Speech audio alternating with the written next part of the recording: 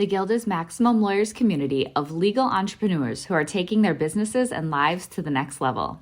As a Guild member, you'll build relationships, be held accountable, and learn strategies specifically designed to get you unstuck and accelerate your plan for growth. Members are also granted exclusive access to masterminds hosted around the country. Our next event is coming up, and we're heading to Scottsdale, Arizona. There's something truly magical about the power of these in-person connections where real-time breakthroughs happen. Picture this. You're surrounded by like-minded law firm owners tackling your business and mindset challenges together. The energy is electric, the insights are transformative, and the results are game-changing. Investing in yourself is the best decision you'll ever make. The knowledge, strategies, and breakthroughs you'll gain are priceless assets that will supercharge your practice and propel you forward. Join the Guild and secure your ticket to Scottsdale at the best possible price by visiting maxlawevents.com. Of everything we've done, niching down has gotten us more cases than anything else. We've gotten calls from lawyers we've known for years and never gotten a case from before. And as near as we can figure, it's because they are PI lawyers. And they looked at what we used to do and said, these are my competitors. And now they look at us and say, these guys only do nursing home cases. They're really good at it. They'll make more money for me if I refer them the case, co-counsel a case with them than I would on my own. Run your law firm the right way. This is the Maximum Lawyer Podcast. Your hosts, Jim Hacking and Tyson Mutrux. Let's partner up and maximize your firm. Welcome to the show. Welcome back to the Maximum Lawyer Podcast. I'm Jim Hacking. And I'm Tyson Mutrux. Hey, Jimmy, what's going on, bud? Oh, Tyson, I know you're deep in the heart of trial, and I know you got a lot going on, so I'm really excited that we get to record while you're halfway through a 3 or 4 week trial. Yeah, it's long, it's tiring. We're in the second week. It's going really well, though, so I'm excited about getting it done. That'll be my favorite part of the entire trial is actually the day we end. So for those of you that have never been in a trial that long, it is just exhausting, as you can imagine. Take whatever trial that you've ever done, a lot of times they're 2, 3, 4 days, multiply that times 4 or 5, and that's what you get. So it's exhausting. But, we also, you're in Detroit, so you're also really busy, but we have a really awesome guest. He's a listener of the show, but I've actually been wanting to get him on for quite a while. You want to tell who it is? Yeah, so we have listeners in Luxembourg, we have listeners in Namibia, but we also have this little group of a lot of listeners in Ohio, and I think a lot of that is in large part because of our next guest, Will Eadie. Will, welcome to the show. Great to be here, guys. Thanks for having me. All right, so Will, tell us a little bit about just why you started a firm. Well, I was at one of the bigger, more established plaintiffs' injury firms in town. I did everything from dog bites to med mal to sued one of the biggest manufacturers, global manufacturers in North Carolina, and it was exciting, a lot of good lawyers there, but I really wanted to focus in, and I wanted to implement a lot of ideas I had about marketing and development, and just found that, in an established firm where I wasn't at management level, that wasn't really feasible. And so a friend and colleague of mine there and I decided to strike out on our own and really focus in. And now we have this Eadie Hill Trial Lawyers that is 90% nursing home abuse. That's really our focus. That's our focus in marketing and development of cases and content. And then my partner, Michael Hill, also does some stroke and heart attacks. So some medical malpractice, but very, very niche medical malpractice. And just gave us an opportunity to kind of implement all the talk that we've been talking about, and I guess live or die by what we've been, kind of thinking about and complaining about. Will, how did you go about picking a niche, and are you happy with your niche, and how do you market your niche? One of the main things I credit with our success to date, and we only started in February of this year, so 2017. So, I hope we're having such a happy conversation 5 years, 10 years, 20 years from now. What led to picking nursing home abuse was getting involved in those cases. I'd done some trucking litigation too, and both of them are very heavy in federal regulations, which I do a very rules of the road, reptile type trial strategy, which are just kind of the new ways of talking about old ideas. And those federal regulations give you a blueprint. They give you a framework of what should be getting done, versus a lot of medical malpractice is very soft. It's very, what's the latest journal say? Is that adopted yet? And you can always find an expert to say yes and one to say no. And so you end up in a soft middle where you're suing a doctor, and people like their doctors. People don't have those kind of illusions about nursing homes. And you have this built-in set of rules. You have generally corporate, often the ones I'm suing are quite greedy defendants. And it's set up just a great framework for cases that you can work up and try. And I guess the third piece, the third leg of that stool, is that people undervalue them. They undervalue the cases, particularly in our community in Ohio. I've just found people don't ask for juries for much money. People are skeptical about the value of a case when you're dealing with an older person, particularly if they weren't very mobile or had some cognitive decline. And our belief was that jurors would get really upset by that. And so we had a couple cases and one real big trial where my partner and I got to kind of put that on the line and asked for about 10 times what the highest value of other lawyers were putting on the case from a jury, and got it. And so we really felt that kind of proved our principle and jumped in with both feet. And in terms of, I got to say, I've got 10,000 words of truck litigation content, and we've got med mal content for every type of case. And just before we we just went live and decided, do we really want to be doing trucking cases too? They're great cases. I know a lot of great trucking lawyers, but could we really be the trucking lawyers and the nursing home lawyers and the medical malpractice lawyers? And we decided early on, no. And so we literally just took down the trucking content altogether. And we've recently removed all of the medical malpractice menu links. We didn't quite have the gumption yet to pull down the actual content because some of it's ranking pretty well, but we got rid of the links. And I got to tell you, it's the best thing we've did by far. Of everything we've done, niching down has gotten us more cases than anything else. We've gotten calls from lawyers we've known for years and never gotten a case from before. And as near as we can figure, it's because they are PI lawyers. And they looked at what we used to do and said, these are my competitors. And now they look at us and say, these guys only do nursing home cases. They're really good at it. They'll make more money for me if I refer them the case, co-counsel the case with them, than I would on my own. And, just being able to put nursing home abuse lawyer in my email signature block, being able to make that the focus of our content and social media has made, I think, a huge impact. So really happy about it. It's, I think, a coincidence that we were able to do that so easily because we didn't have a big trucking practice built up. I'm sure it would be a lot harder. I know you guys have pared down, but you already had a lot of cases of that type. And we certainly had a few, but not many. So it was a lot easier for us to jettison it when there wasn't kind of money on the table. But it was a great decision, I think. I love how much thought you actually put into actually niching down. That's really great. It's a great example of all the things you thought about actually removing the links from the website and everything else. It's really, really great. I want to ask you about something else you probably thought a really long time about, and that's actually choosing to go with the law partner as opposed to going on your own. Can you go through that decision-making process and why ultimately you decided to go with a partner? Yeah, and I got to tell you, I think about right now, how could I do this?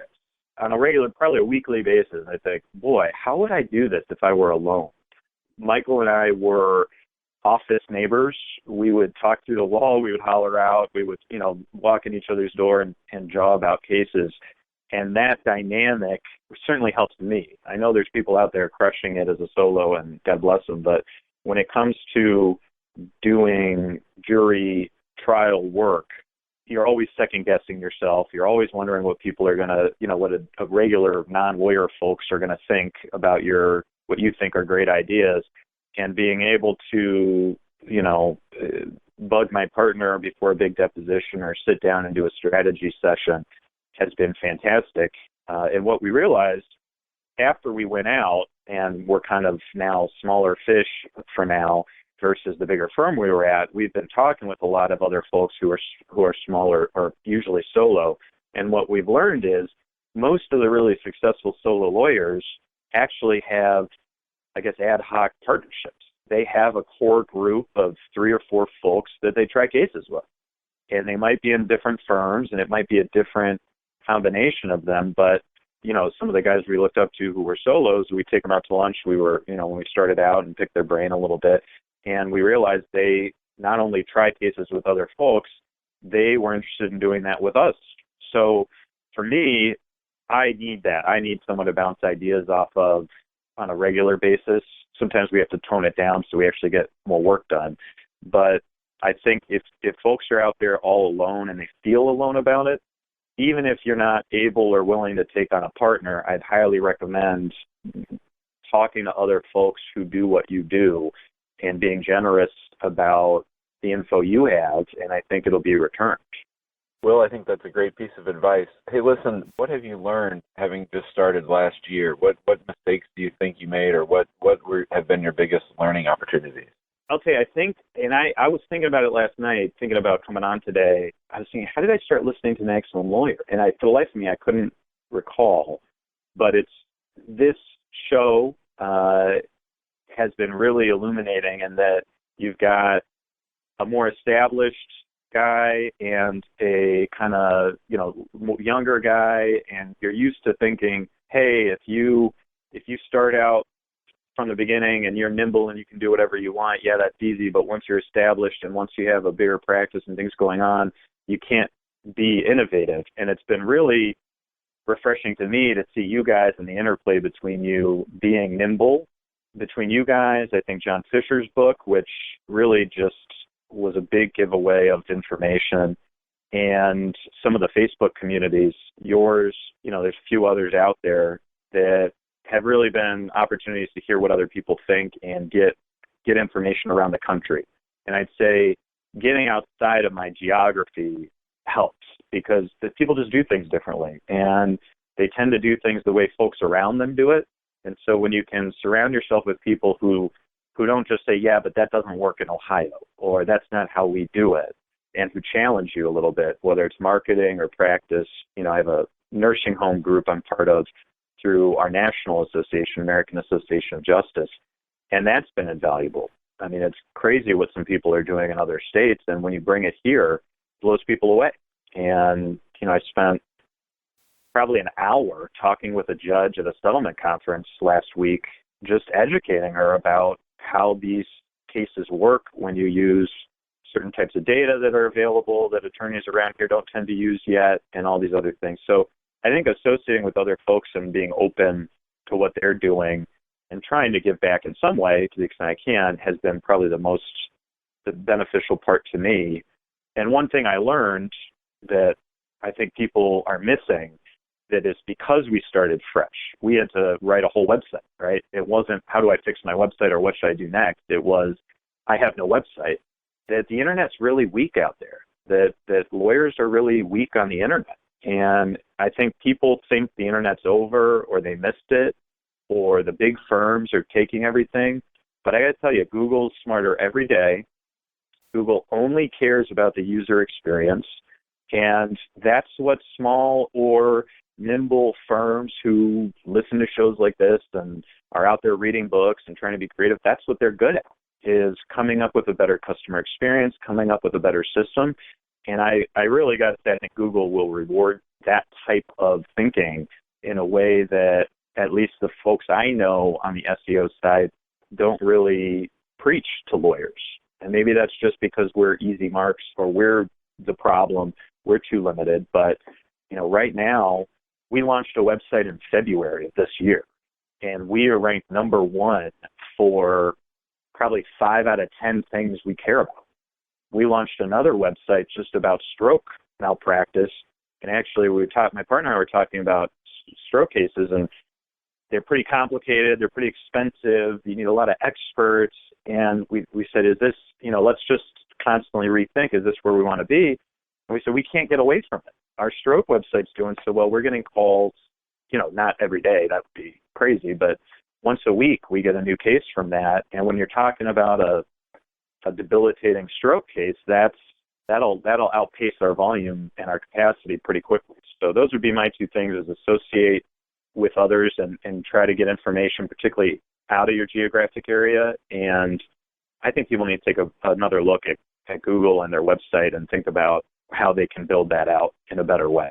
I don't know about you, Jimmy, but that gets my blood going. That pumped me up, especially whether you're talking about actually, the internet's weak or soft, and that you can go out there and actually attack a lot of angles about it. Google's smarter. I think that's a lot of really good information to really get people thinking. Get out there, be active, do things.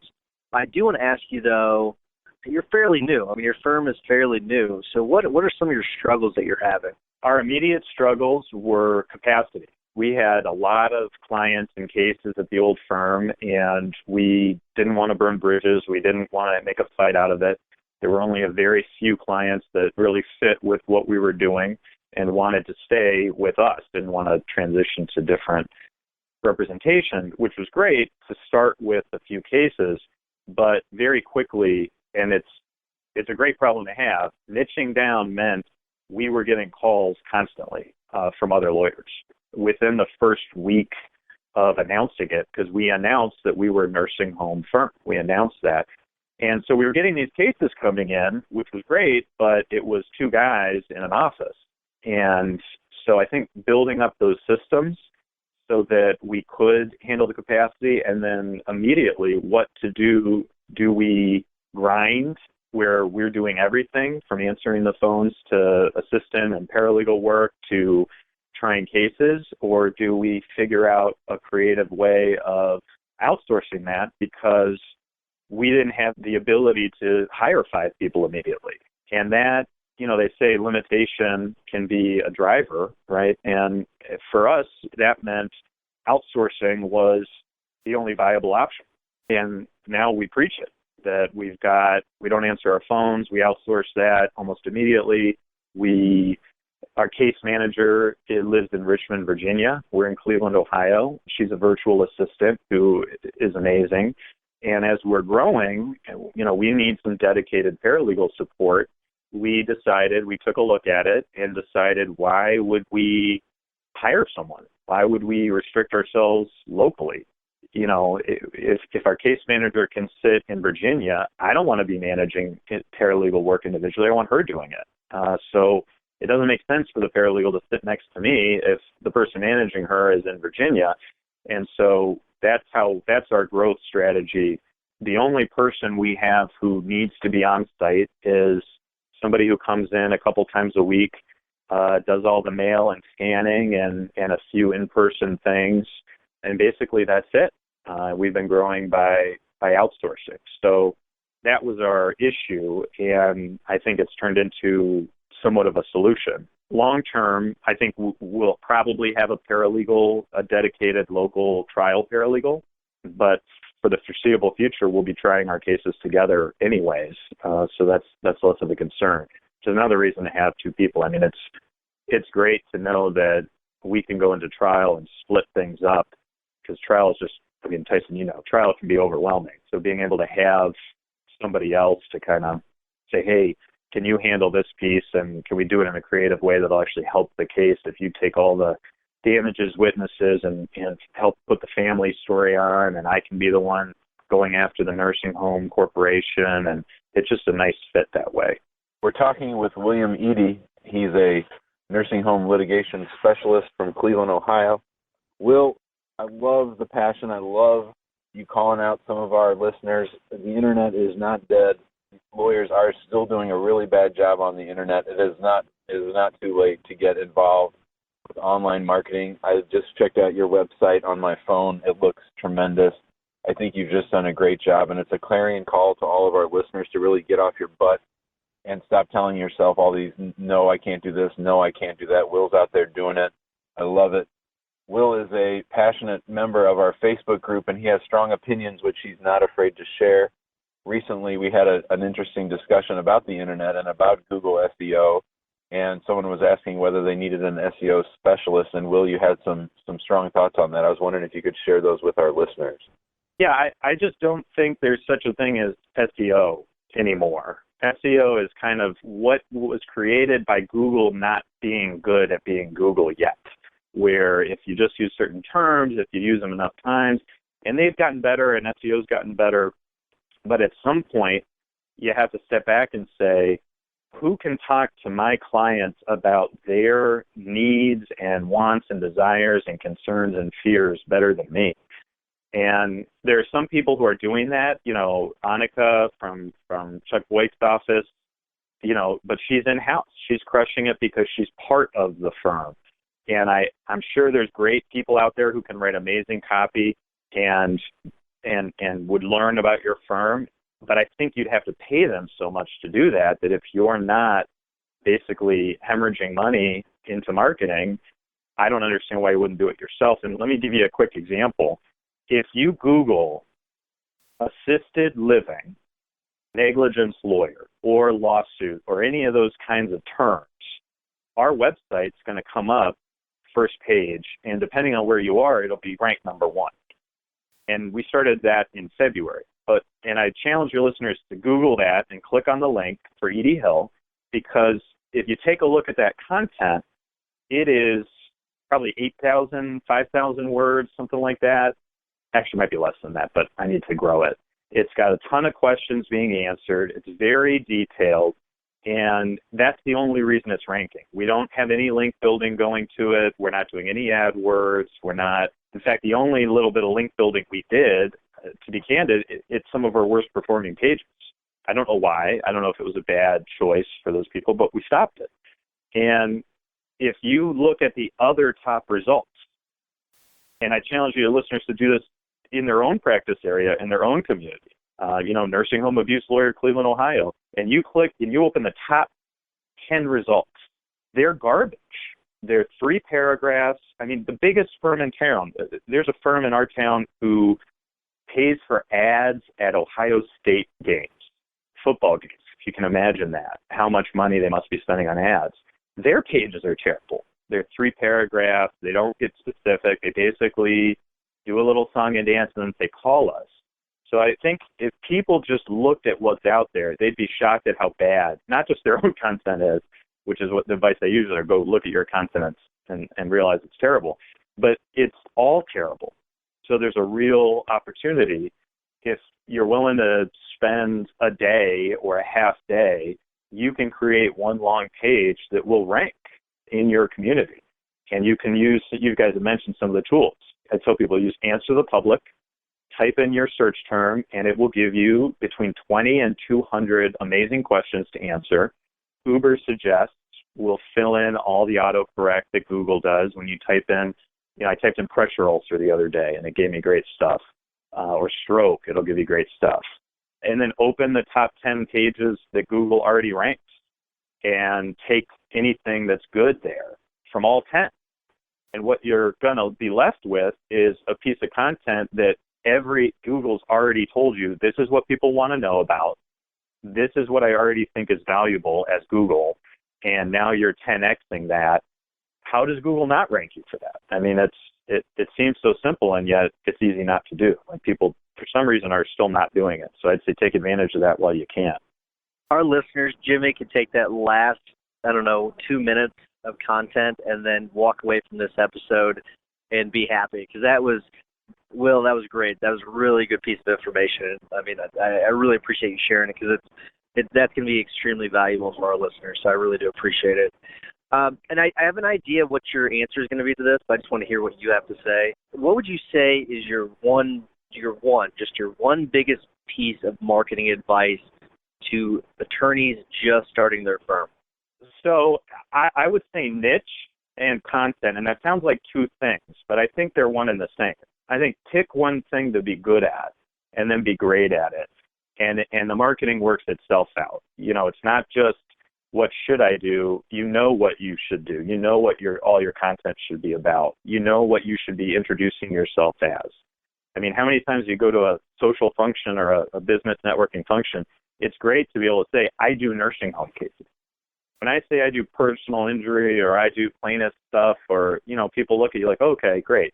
When you say nursing home, I've had Uber drivers who pull over the car and say, my mom had this issue, or I've got a cousin. I mean, it just resonates because it's specific. So I'd say it narrowed down, let it go, have that abundance mindset, and believe that there's enough out there for you, and you'll be surprised. I think you guys are both examples of that, and the guests you've had on have all been examples of that. So I know there's a lot of internal resistance, and I probably had it easy because we had a new firm, so if you were starting from scratch.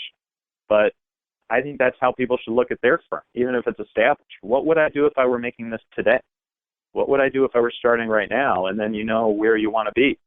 Well, I love the idea of longer content that Google likes. I was watching a webinar with Brian Harris from Video Fruit the other day, and he was talking about having, instead of so many small little articles, having these sort of major pieces that really sort of plant our flag in the ground and let people know who we are and what we're about. So I really like that.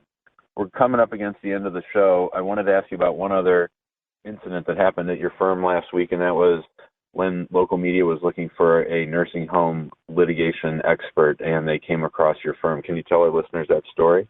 Yeah, there's a local reporter at our major local newspaper, The Plain Dealer, John Caniglia, who has been writing about nursing home cases along with a partner of his. And my partner, Michael Hill, has kind of developed somewhat of a relationship with him, and it was really by virtue of giving away information. I don't know how John got to Michael. I think it was because we had that big verdict and a couple of cases, and I got to admit I was a little jealous. I said, why is he calling you? I'm supposed to be the nursing home guy. But Michael gave away everything. We spent a couple hours with this guy a few months ago, and then didn't really get much or any mention for a few articles. And then finally something came out and was great. And then it died down for a few months. And then Michael got a call from him out of the blue that said, hey, I'm doing this article on nursing home regulations because of everything that happened in Florida. I need to know, and I need some information about whether nursing homes in Ohio are required to have generators. And if so, what are the rules about that? Can you help me out? And Michael pitched it over to me. He said, John, you really ought to talk to Will. And so I talked to the reporter for a little bit, got the info, and I said, well, what's your turnaround? What's a reasonable time? And I expected him to say, like sometime tomorrow or the next day. And I was already thinking in my head, okay, what can I move aside tonight to get this done? And he goes, it was 11 o'clock. He says, how's 1? I said, okay, I'm not doing everything I thought I was doing today. And I jumped on it and just, it's not that hard. We're trained to do that kind of stuff, figure stuff out. I knew all the regulations already. I don't often focus on generator issues. Don't come up a lot in my cases. And I shot him over, the supporting documents, the regulations, and a kind of a narrative with some quotes from the regulations that I thought would fit. And I was thinking about the help a reporter out Haro model, which I haven't really used much. But what I'd read about that, about trying to make it easy as possible for the reporter to use the quotes. And so I shot it over to him, and he said thanks. He called me for a quote, asked me if he could use a quote. I said sure. And I was the second quote and the second link directly to our website from the big article that went out, which was terrific. And it really is by virtue of being willing to help these guys out and not press them too hard, guys and gals who are reporters who have tight deadlines, and then eventually they kind of circle back and see you as a trusted resource. And we put that post on Facebook, and I'd be interested, I already got some good feedback from folks, including Jim on the Facebook group, but we've gotten, I think today, we boosted that on Facebook for probably $30, I want to say.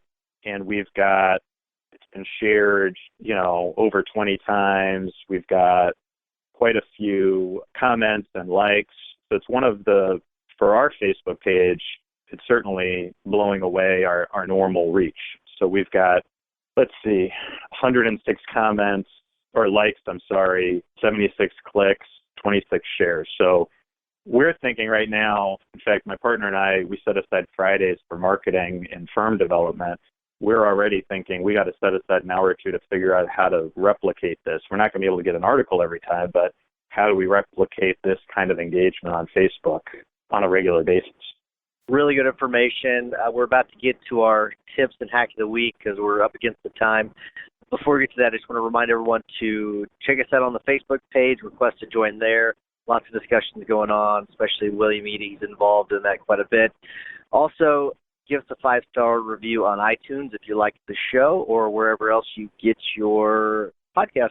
Jimmy, you want to give your hack of the week? Yeah, my hack of the week involves a friend of the show who's actually coming on the show next week, attorney Mitch Jackson. He runs the Legal Minds Mastermind group, and I've been a member of that group for a couple months now. It's a fantastic resource. I get a lot of great social media ideas. Mitch is reopening the program to let new members in. So if anyone wants to know about that, be sure to tune into next week's episode.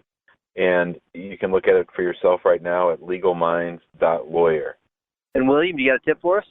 Yeah, I recently encountered a person, her name's Cy Wakeman, first name is C-Y, and then Wakeman, on another show, and she's a drama specialist in the business area, and what that means, as near as I can tell, is how to realize how your ego is affecting your perception of the world, and it fits right in with this whole idea of feeling abundance around you and being sharing. And she's got a show called No Ego that I'm just powering my way through, and I'd certainly recommend for anyone who is either feeling down or feels like stuff's against them or feels like this is a tough world, as you can do when you run your own business, that you check out that idea and check out her show No Ego as kind of a way to boost your feelings about everything and kind of incorporate that into your business life.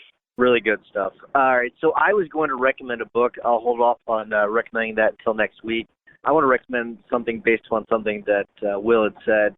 So he was talking about how a certain marketing channel, I think it was AdWords, was getting him some bad clients. And so my tip is to go through your caseload now and identify, and if you don't know this now, you need to start tracking this. You need to go to your database and see where all your clients are coming from. And if you identify a trend where you're getting bad clients, just eliminate that marketing channel. We did something similar with the marketing channel last week where we just decided to cut it out because it was getting us clients. They were just the biggest headaches that we had, so we just stopped using it. It was working, but they were the lowest value cases. They were the clients that called all the time. And I experienced the same thing with AdWords whenever I did AdWords long ago. So if you have a marketing channel that's maybe it's making you money, but it's causing you a lot of headaches, just cut it out. You guys got anything else? Oh, great show. Thanks for coming on, Will. That was a fantastic share. Thanks for having me, and thanks for doing this show and giving all this info away. It's really invaluable. All right, thanks, guys. Talk to you next week. Thanks for listening to the Maximum Lawyer Podcast. To stay in contact with your hosts and to access more content, go to MaximumLawyer.com. Have a great week and catch you next time.